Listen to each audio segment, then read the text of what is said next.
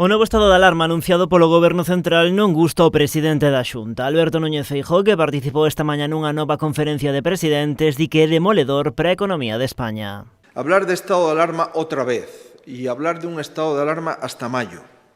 Hablar de un mal llamado toque de queda. Aunque se haya dado cuenta el Gobierno de que esa terminología es inapropiada, lo hemos advertido hace días. Es demoledor para la confianza de la economía y para la reputación internacional de España. Insiste en que as restricións poderíanse aplicar a través dunha modificación da Lei Orgánica de Saúde sen necesidade de recorrer de novo a unha figura excepcional. Ante un problema sanitario necesitamos una respuesta sanitaria.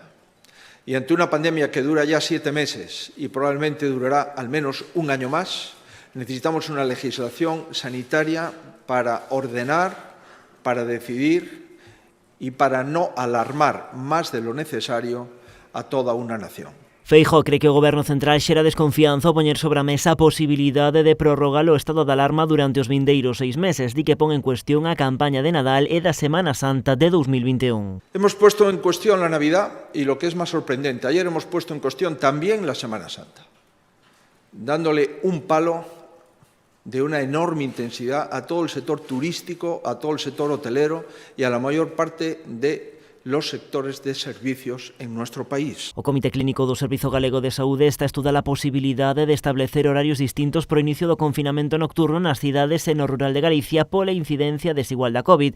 Nestes momentos, aquí en Galicia comeza ás 11 da noite, pero o Goberno Central abre a man a que poida adiantarse ou atrasarse unha hora a decisión de cada comunidade.